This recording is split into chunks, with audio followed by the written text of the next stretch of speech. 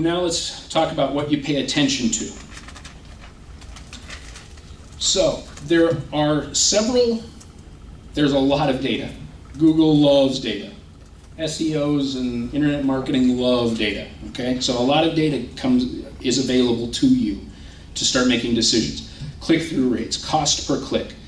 Something that I pay attention to a lot, cost per click versus what you're bidding. Your average position, and quality scores. So let's talk just a little bit about these. Click-through rate. Every time your ad shows up on a search results page, that's called an impression. Right? And how often, how many hundreds or thousands of times does your ad show up every day? That's called an impression. And then when people click on your ad, that's called a click. And so your click-through rate is how many clicks divided by how many impressions, and your percentage. Now, what is a good percentage depends on the market, depends on the competition, depends on many, many things. But in very, very general terms, I'm usually not very happy unless I have about a 3% click-through rate at minimum. Now, I've had clients that have a 0.5% click-through rate and they're thrilled to death. Okay? It really just depends on the market. I have other people who complain about a 10% click-through rate. Okay? It can be all over.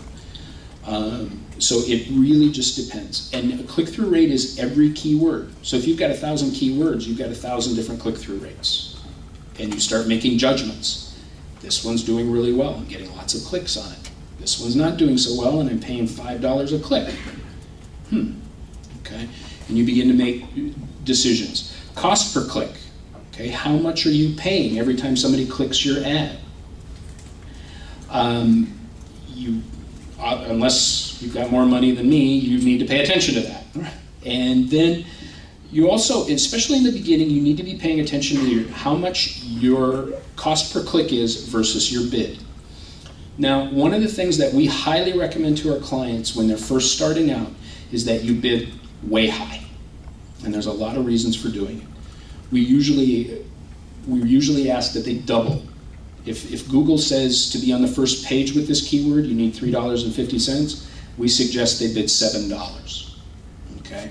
The reason for this is when you start a campaign, there's either an upward spiral or a downward spiral. Okay? And by bidding really, really high for a week or 2 weeks, what's going to happen is you're going to start to trigger an upward spiral. Okay? You're going to get really good, much better positions. And you're going to get higher click-through rate, hopefully, which in turn is going to increase your quality score, which is going to decrease your costs, and there's just this whole spiral of things that will happen. So usually what we recommend is you bid really high for a couple of weeks, reduce your budget if you need to, cut your budget in half, okay? But we're going to bid really, really high and try to get an upward spiral going on quality scores and click-through rates and things like that. And then as we start to cut that back, we look at and say, okay, you're bidding $7, but just because you bid $7, that doesn't mean Google charges you $7 every time somebody clicks. You're in a bidding process. And so they charge you just a little bit over what the next bid is in general. It's a little more complicated than that, but in general, they charge you. So your cost per click might actually be $3.95, and you're still bidding $7. So then you need to start paying attention to that when you start cutting back. So usually the easiest thing to do is when you're ready to cut back on your bidding, cut it back to your average cost per click and see what happens. Do you start to reduce, does your position drop? Does your click-through rate fail? Are you not getting as many clicks? Are you not getting as many impressions? And you see what happens, and then the next day you adjust. Average position, I showed you at the beginning, there's as many as 3 ads at the top and 10 ads down the side. The top is position 1, position 2, position 3, then 4, 5, 6, 7. All right? Obviously position 1 is better. But depending on a lot of different things, you might bid $500 a click and you still can't buy position 1. There are other factors that we'll talk about. The last thing is the quality score. Google Google gives every keyword what's called a quality score. And it comes back to the word relevancy again. They're trying to measure your relevancy to what people are clicking. So when they are giving you a quality score is a number between 0 and 10. All right? And anything above 7 is pretty good. Okay, 8s and 9s are great. 10s are, of course, perfect. They're looking at a lot of different things. They're looking at your click-through rate, your landing page. They're looking at your historical performance of your campaign.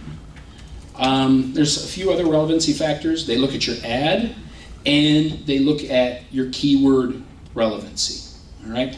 But I'm going to just take this down just a little bit and just go with 3. Whoop, I knew that was going to happen. Sorry. Okay. I'm going to look at 3 things. Okay? The keyword relevancy, the ad relevancy, and the landing page. What Google's looking for is if somebody types in Chicago wedding photographer and your ad says Chicago wedding photographer, and then the landing page that you're going to send them to has a headline that says we are Chicago wedding photographers. Very high relevancy. Google's going to look at that and say, hey, you know, and their URL is, you know, blah blah wedding photographers. There's a really high relevancy there. Okay, and you're going to get a higher quality score. It's as simple as that. So not only do you need to dice and organize your keywords, you need to make sure that your ad is pointed towards the most relevant page on your website. Okay, I won't even ask how many people have all of their ads pointed to their home page. Okay, don't put your hands up because I don't want to know, because you're wasting money. Okay, just give it to me instead, because nothing's going to happen. How many times have you clicked on an ad, gone to a home page, and go back? Okay, it's what happens. Okay, so then you get into this whole concept of landing pages, and do you make a specific page just for that ad group? Okay, but Google literally looks at it and says, this is all relevant. Everything is the same. Give them a good quality score, 7, 8. Question? In the findability formula, they brought up an interesting conversation of the landing pages. Do you include the navigation, or do you completely strip it out? That is, okay, the question is, in a landing page, is it good to have your whole website's navigation? Do you let them poke around your whole website, or do you make them stick on the landing page? And I generally try to convince clients to have landing pages that are very, very specific to the ad group, or maybe 3 or 4 different ad groups, and has very limited navigation. Okay, I give them, you know, if they search, they can find a home button. You need that for quality score anyway, but I limit their choices.